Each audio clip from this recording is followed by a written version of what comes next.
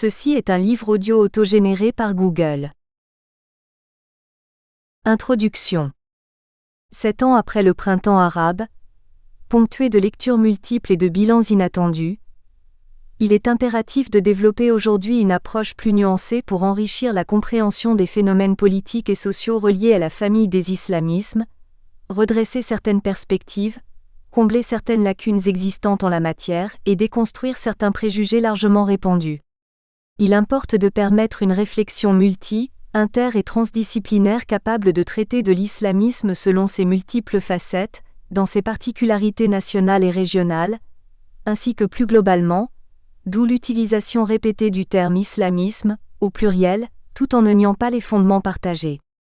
De plus, c'est dans le sillage du travail conceptuel et théorique de Mohamed Harkoun 1928 à 2010 sur l'islamologie appliquée, Harkoun 1984, 1992, 1993, 2002, que s'inscrit la nouvelle approche que nous présentons dans le premier chapitre de ce livre, l'islamismologie appliquée. Elle vise à conférer une assise épistémologique d'esprit critique inter- et transdisciplinaire. Cette approche théorique nous a permis dans un premier temps, de mieux comprendre l'impact du printemps arabe sur l'islamisme contemporain. Dans un deuxième temps, elle nous a amené à faire un survol plus critique de la littérature sur l'islamisme dans 3 langues, arabe, anglais et français. Troisièmement, elle nous a aidé à développer une nouvelle typologie pour l'islamisme politique. Finalement, elle nous a justifié l'importance de l'étude des textes fondateurs islamistes, de Al-Afghani et Rida à Al-Banna, puis Qutb jusqu'à Al-Qaradawi, pour une meilleure compréhension de la famille des islamismes contemporains. Chacun de ces 4 éléments constitue un chapitre de cet ouvrage, chapitres 2 à 5. Chapitre 1. Nous y résumons les principales assises de l'islamologie appliquée de Mohamed Harkoun pour ensuite les comparer avec la notion, les visées et les choix épistémologiques de l'islamismologie appliquée.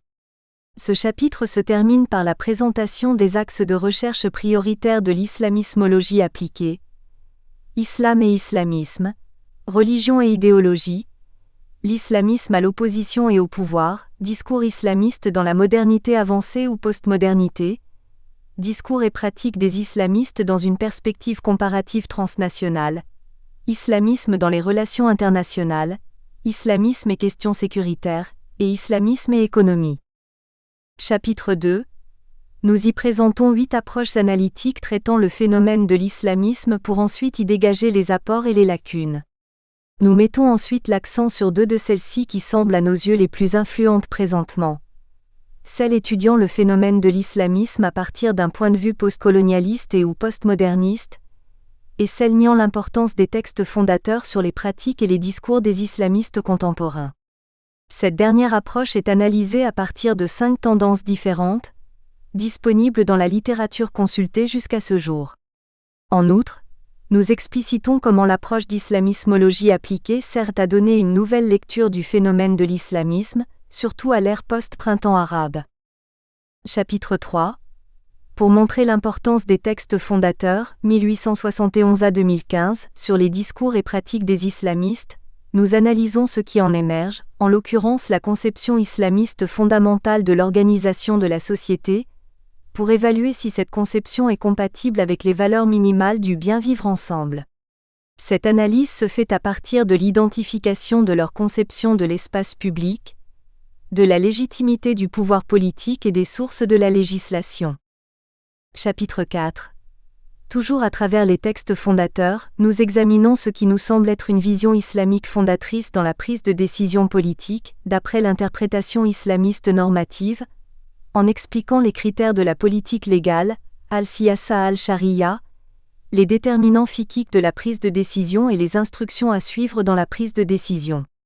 L'objectif est d'offrir des critères qui serviront de point de référence pour évaluer, dans des études à venir, le degré d'influence de cette vision islamique dans l'application des prises de décision politiques par les frères musulmans et autres islamistes.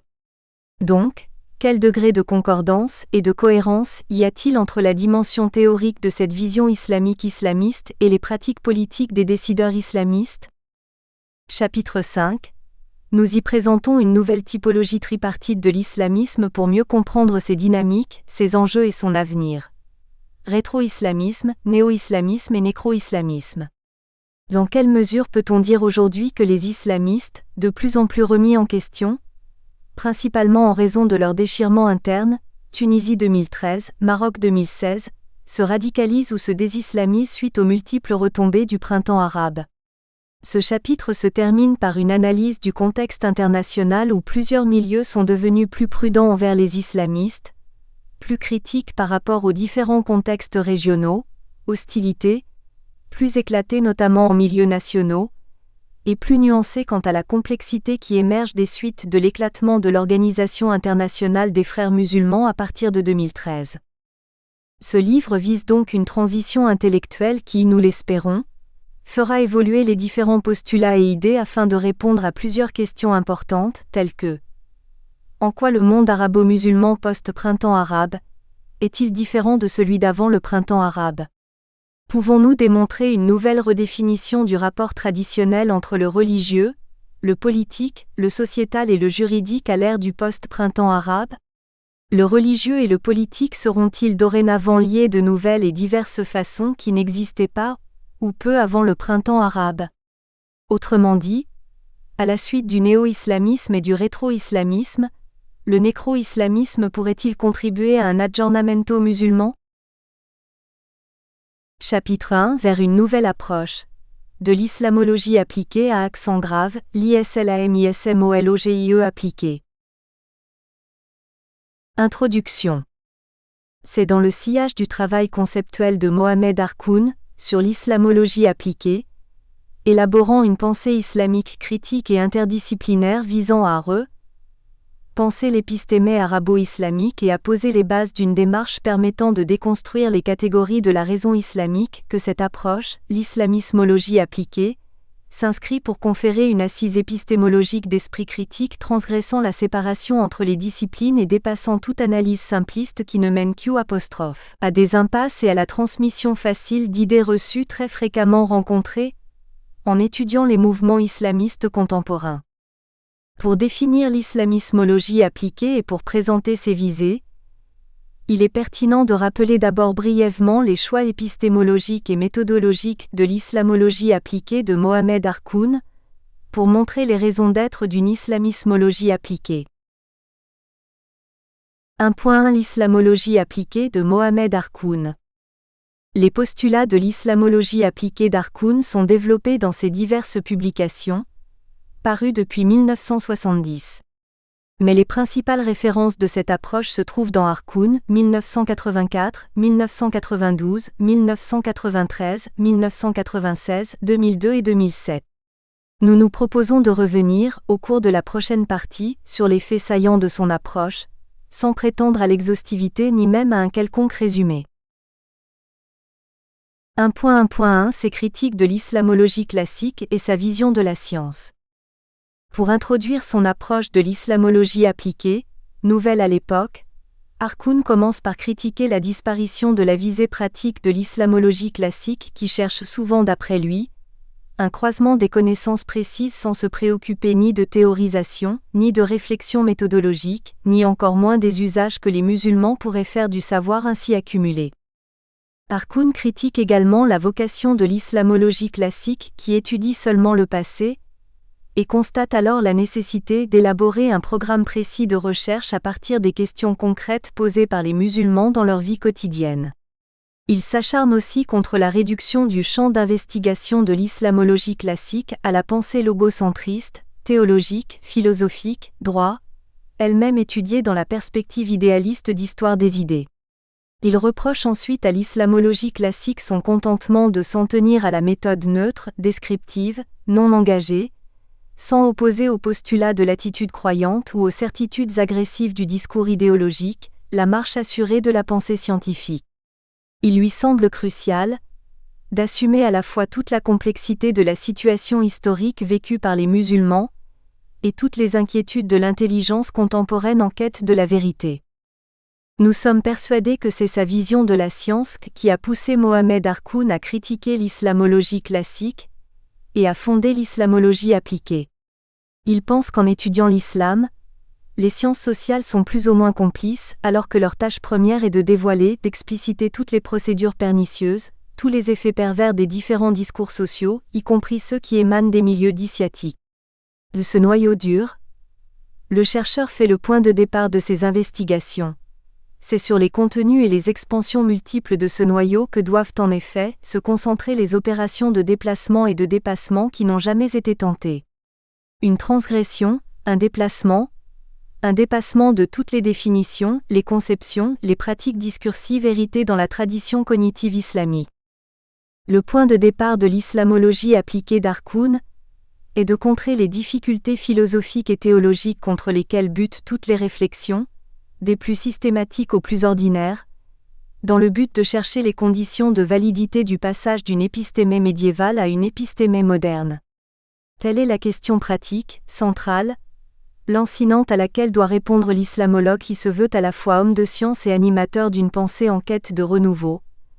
Un travail de libération de la pensée islamique conformément à l'idée bachelardienne qu'une pensée scientifique ne progresse qu'en détruisant des connaissances mal faites. L'islamologie appliquée d'Harkoun cherche prioritairement à soumettre le Coran à l'épreuve de la critique historique, du comparatisme, de l'analyse linguistique déconstructive, de la réflexion philosophique sur la production, les amplifications, les métaphores et les destructions du sens. La portée théorique et pratique de l'islamologie appliquée a donc pour objectif de dépasser le fonctionnement des pensées théologiques comme des systèmes culturels d'exclusion par le biais d'une épistémée qui soutient de son armature rigide de telles pensées théologiques, en fait idéologiques. On constate une remarquable permanence depuis les croisades. 1.1.2 Une vocation interdisciplinaire. En consacrant une section entière aux défis de l'islam du point de vue des sciences sociales et humaines, Harkoun 2002 relève, pour envisager ces défis, la nécessité d'une approche interdisciplinaire qui, selon lui, fait suite à la révolution islamique iranienne de 1979. Il faudrait une équipe multidisciplinaire pour faire le bilan exhaustif et critique de la production pléthorique suscitée dans toutes les langues et toutes les disciplines. L'islamologie appliquée d'Harkoun est une pratique scientifique pluridisciplinaire. L'islam est indissociablement une instance psychique, psychanalyse, psychologique, psychologie individuelle et sociale, sociologique. Place de l'islam dans le système d'action historique de chaque société, d'incidence sur l'islam comme religion du devenir des sociétés, culturelles, art, littérature, pensée. En étudiant l'islam, Harkoun exige également une interaction assez suffisante et plus féconde, entre des disciplines comme l'histoire ou la politologie, l'histoire comme écriture et la linguistique, nous veut dire l'application par chaque historien des règles de l'analyse du discours à sa propre écriture, la sociologie. Harkoun constate d'ailleurs que l'éthographie et l'anthropologie sont peu consultées ou mal intégrées par les interprètes des discours islamistes. 1.1.3 Une approche appliquée et critique. Selon Harkoun, ce qui distingue sa vision de l'islamologie appliquée, de l'islamologie classique et de la littérature politologique et de toute la production islamique depuis les salafiyas du XIXe siècle jusqu'aux radicaux actuels, c'est le projet d'une critique de la raison islamique. Ce projet est basé sur une introduction d'une approche méthodologique et une posture épistémologique indispensable pour déplacer et dépasser dans un même geste de la critique tous les cadres, tous les appareils conceptuels, toutes les connivences idéologiques héritées. Harkoun pense que l'islamologie appliquée doit être cohérente avec toutes les méthodes et procédures critiques de l'islamologie érudite, et celles indispensables aujourd'hui, de la critique de tous les discours, de la déconstruction pour mettre à nu les épistémèses sous-jacentes aux discours d'hier et d'aujourd'hui. Mais elle n'est pas dictée par le seul souci de satisfaire aux exigences de la pensée contemporaine. Elle se trouve à répondre très exactement aux besoins pratiques actuels de la pensée islamique. Submergée par des idéologies modernes forgées en dehors d'elle, et qu'elle est de plus en plus tentée cependant, d'utiliser pour mener un combat libérateur. Or, les idéologies non contrôlées par des pensées critiques ne libèrent de certaines aliénations qu'en créant de nouvelles. La rigueur de cette règle est encore plus implacable quand il s'agit de bribes d'idéologie importées. Bref, l'islamologie appliquée d'Harkoun est une stratégie d'intervention pour déverrouiller les mentalités, qui orienterait peut-être les efforts vers 4 activités prioritaires. La critique du discours, l'histoire critique de la pensée islamique, la recherche anthropologique, le rétablissement de l'attitude philosophique. 1.1.4 Exigence d'un recyclage épistémologique et méthodologique. Les travaux sur l'islam contemporain, d'après Harkoun, sont dominés soit par la littérature militante, soit par des travaux riches en informations, mais pauvres du point de vue des déplacements et des dépassements. D'un point de vue épistémologique, l'islamologie appliquée d'Harkoun sait qu'il n'y a ni discours innocent ni méthode innocente. Dans toutes ces démarches, elle fait donc prévaloir la critique du discours au sens que vient de définir L. Martin à propos des pensées de Pascal, la pluralité des méthodes pour éviter tout découpage réducteur de l'objet d'étude. Des recyclages méthodologiques et épistémologiques sont nécessaires. 1.1.5 L'islamologue se veut à la fois homme de science intellectuel, chercheur et animateur d'une pensée en quête de renouveau, et un chercheur engagé. Harkoun constate une immense impensée dans la pensée islamique actuelle, et il exige que la tâche de l'intellectuel soit de s'y attaquer avec détermination, quels que soient les obstacles qui se multiplient toujours davantage. Pour penser l'impensé, en s'interrogeant sur l'oublié, sur le travesti et sur l'impensable, Harkoun invite l'islamologue premièrement à 1. Réfléchir en termes de champ ou espace, et conjoindre la perspective historique, le regard sociologique, l'interrogation anthropologique et la critique philosophique. L'intellectuel se distingue en effet des autres acteurs sociaux parce qu'il est le seul à se préoccuper de la question du sens.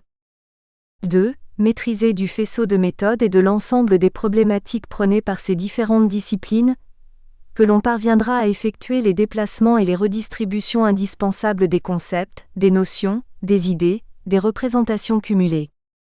3. Adopter l'attitude philosophique pratiquée sans concession intellectuelle ou politicienne, qui permet de distinguer les intellectuels attachés à la pensée critique libre de ceux qui vont dans le sens des stratégies de pouvoir déployées par les divers acteurs sociaux, pouvoirs politiques.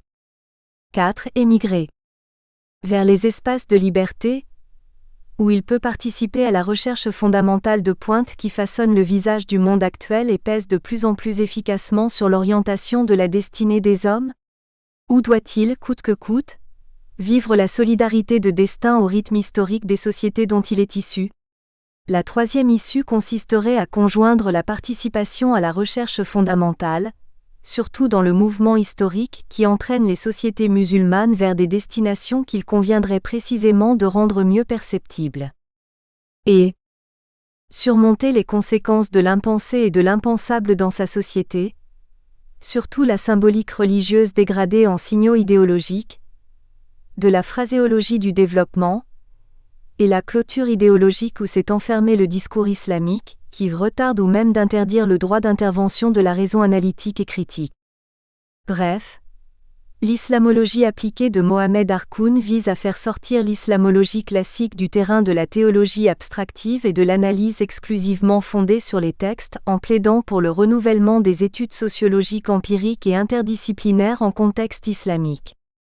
À partir de ces constats de Mohamed Harkoun, environ une génération plus tard et à la lumière d'événements politiques traumatiques à l'échelle internationale, nous pensons qu'il est non seulement nécessaire de confirmer l'importance de l'islamologie appliquée, mais qu'un besoin a émergé d'aller encore plus loin, et ce de deux façons. 1. Élargir le cadre interdisciplinaire de principalement les 4 disciplines à un nombre plus supérieur. 2. D'y intégrer de façon plus approfondie de l'islam politique. À cette fin, nous présentons en complément à l'islamologie appliquée un nouvel apport que nous dénommons l'islamismologie appliquée. 1.2 Pourquoi une islamismologie appliquée? L'idée de l'islamismologie appliquée a germé de 6 constats.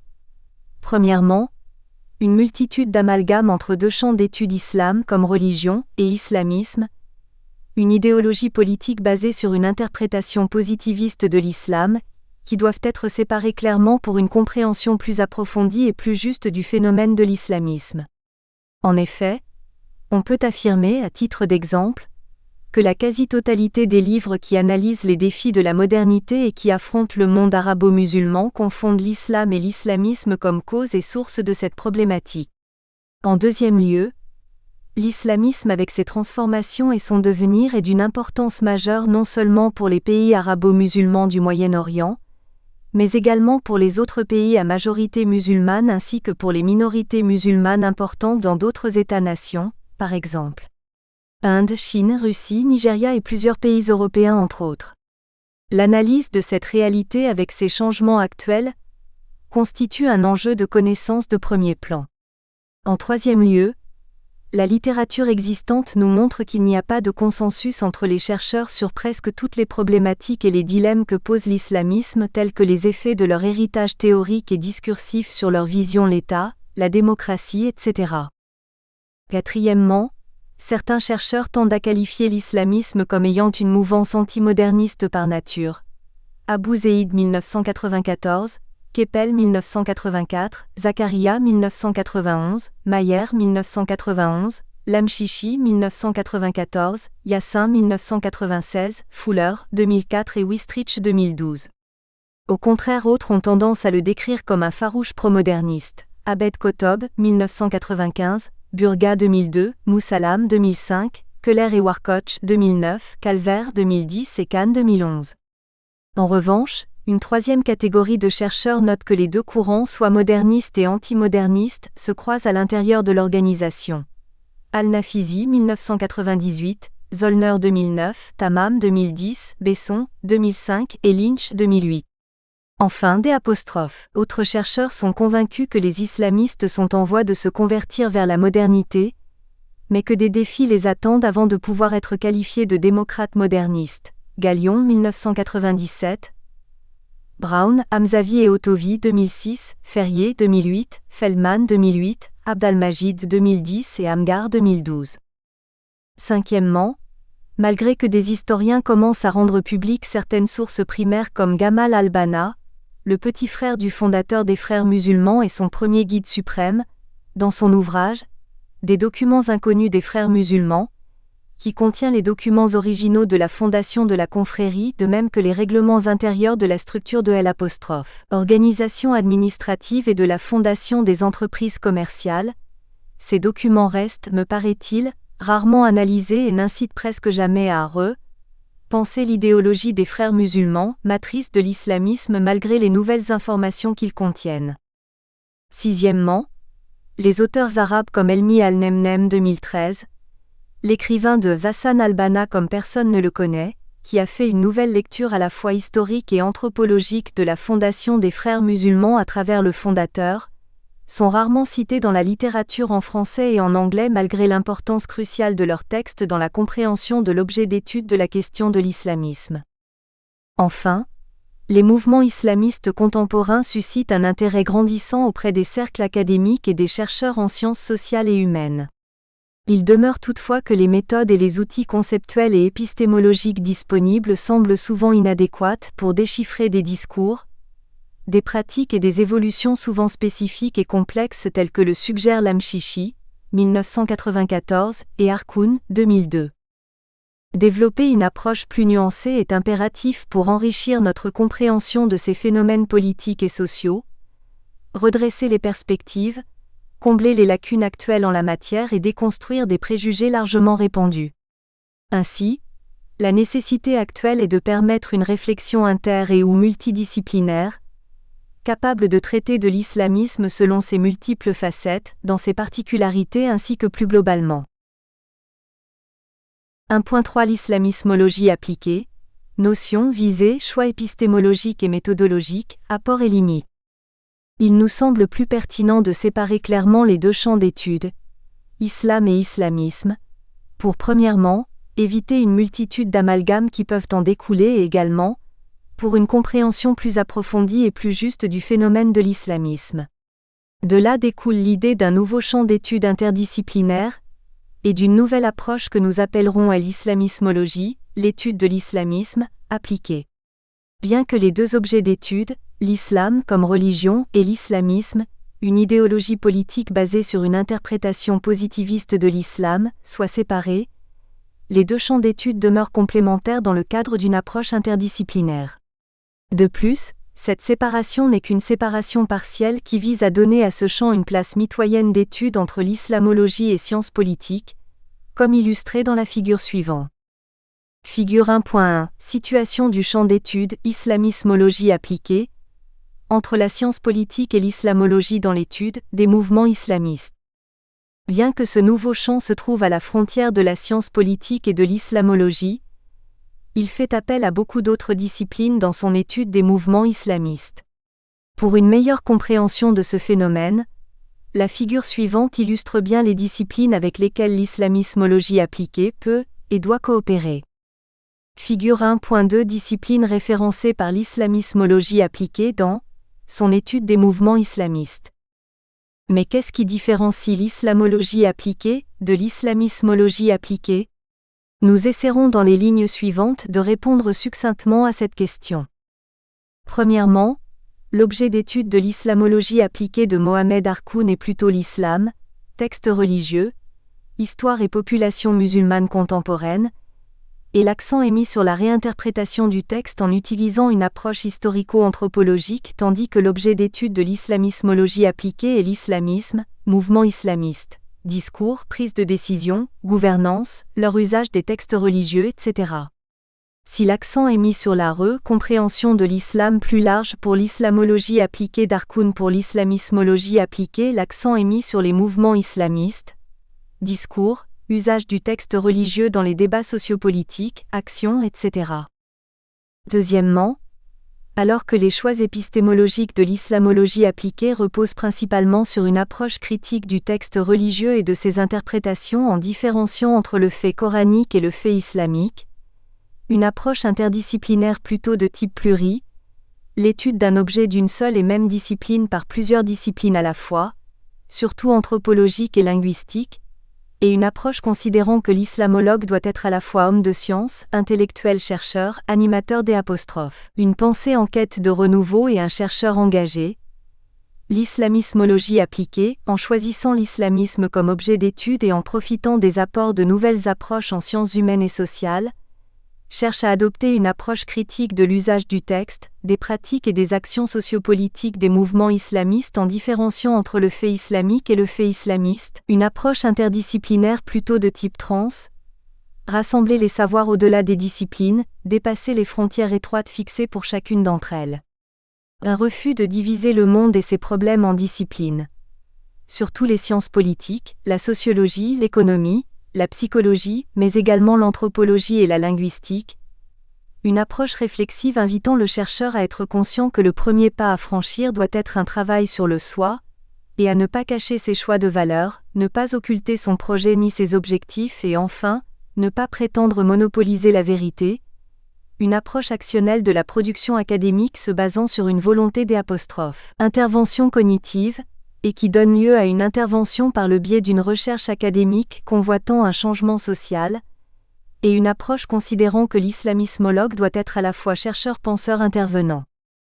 Troisièmement, alors que l'analyse du discours plutôt herméneutique est le choix méthodologique privilégié de l'islamologie appliquée, l'islamismologie appliquée a recours à une méthodologie mixte qui considère le discours comme le moyen le plus efficace de répondre aux besoins méthodologiques de cette vision interdisciplinaire de ce nouveau champ d'étude. Une analyse du discours mixte, quantitative et qualitative, à la fois herméneutique, critique et réflexive est au cœur de cette approche. Enfin, et risque de trop simplifier cette comparaison, le projet intellectuel de l'islamologie appliquée est la critique de la raison islamique, tandis que le projet de l'islamismologie appliquée est la critique de la raison islamiste. Le tableau de la page suivante résume ce qui distingue ces deux approches. Tableau 1.1 de l'islamologie appliquée à l'islamismologie appliquée. Au cours des prochaines pages, nous tâcherons de définir l'islamismologie appliquée et d'en identifier les visées et fondements épistémologiques. 1.3.1 L'islamismologie appliquée exige un recul épistémologique préalable. Le premier de ces reculs a trait au concept de la recherche elle-même. En fait, celle-ci représente, dans le cadre de l'islamismologie appliquée, une forme spécifique de recherche en sciences humaines et sociales visant à mettre en lumière des connaissances qui pourront mener en bout de piste à des actions spécifiques, à la fois utiles aux acteurs de terrain débat-dialogue, aux décideurs, aux spécialistes des mouvements islamistes, ainsi qu'aux musulmans et autres humains cherchant à mieux comprendre le phénomène de l'islamisme. Il faut dire que la recherche repose sur un va-et-vient ou autrement dit, sur un dialogue permanent à un double niveau. Les problèmes issus du débat, considérés à la fois comme un terrain de recherche et un terrain d'intervention, autour de l'islamisme et de la modernité sociopolitique sont l'un de ces niveaux, alors que les théories générales en vigueur dans les sciences humaines et sociales en sont un autre. Conséquemment, le recul épistémologique que permet la recherche favorise l'émergence de solutions à des problèmes concrets, tente de faire de cette recherche un outil d'action finalisé et projetable et vise finalement une mobilisation de soi et une réflexivité ainsi un potentiel d'action collaboratrice interidentitaire. 1.3.2 L'islamisme comme objet et sujet de l'islamismologie appliquée. L'islamismologie appliquée priorise, en tant qu'objet d'étude, les mouvements islamistes où se mêlent le politique et le religieux pour engendrer un processus de décision en matière de gestion de l'espace public. Elle se concentre sur l'étude des options qui s'offrent aux mouvements islamistes, dont les décisions et les discours et leur opérationnalisation constituent la préoccupation principale de cette approche. En d'autres termes, l'islamismologie appliquée doit présenter des schémas qui prennent en considération les spécificités de l'environnement politique, légal et éthique de même que les ressources disponibles. D'autre part, l'islamismologie appliquée s'intéresse à l'utilisation des outils méthodologiques des sciences humaines et sociales nécessaires pour appréhender et analyser les problématiques contemporaines des mouvements islamistes et des sociétés dans lesquelles elles émergent. Elle cherche de plus à comprendre l'organisation et les relations de pouvoir entre les islamistes et d'autres acteurs provenant d'un environnement socio-politico-religieux. Il s'ensuit une mise à profit de cette compréhension pour formuler des propositions concrètes, identifier les problèmes et trouver des solutions dans un environnement incitant à l'interdisciplinarité, bien que contraignant et pour lequel les ressources disponibles sont parfois limitées. 1.3.3 L'islamismologie appliquée, un champ d'étude appliqué basé sur une volonté d'intervention citoyenne. L'islamismologie appliquée est un champ d'étude appliqué, basé sur une volonté d'intervention cognitive qui donne lieu à une intervention par le biais d'une recherche académique convoitant un changement social. Cette pratique spécifique de recherche conduit le chercheur à s'immerger, suite à une sollicitation ou une autosollicitation, dans une situation de débat sur l'islamisme, dont la portée en contenu et ou en processus pourrait l'amener à participer à une transformation. Dans cet esprit, le chercheur en islamismologie appliquée se range parmi les acteurs en espérant que le fruit de ses recherches constituera pour lui une plus-value cognitive mobilisable, se traduisant par une action visant à servir le bien vivre ensemble. En outre, la recherche dans le cadre de l'islamismologie appliquée soutient que la connaissance elle-même, peu importe la situation, peut être considérée comme une action. Par la connaissance, vous êtes capable de faire avancer les gens qui vont découvrir des choses qu'ils ne voyaient pas, ne voulaient pas voir ou ne pouvaient plus voir. QT 2001, page 150. Dans ce contexte, il existe pour l'islamismologie 3 différents types d'acteurs dont les connaissances sur l'islamisme pourraient aboutir en des actions. Les décideurs dans les pays musulmans et autres pays, les chercheurs en mouvement islamiste et les citoyens ordinaires. Enfin, la prémisse de notre approche est que le chercheur en islamismologie appliquée est partenaire dans l'action commune, selon ce qu'invoque Nellis, c. 1993. Tout acteur social concerné par un problème se doit donc d'intervenir, de bien faire les bonnes choses car citoyenneté réaliste et responsable oblige. La recherche dans le cadre de l'islamismologie appliquée pourrait donc se résumer à la recherche en ce qu'elle est une intervention du chercheur parmi les acteurs de la situation érigée en objet d'étude, qui provoque un déplacement de ladite situation. Nous espérons que vous avez apprécié cet aperçu. Pour continuer à écouter ce livre audio sur Google Play Livres, utilisez le lien dans la description de la vidéo.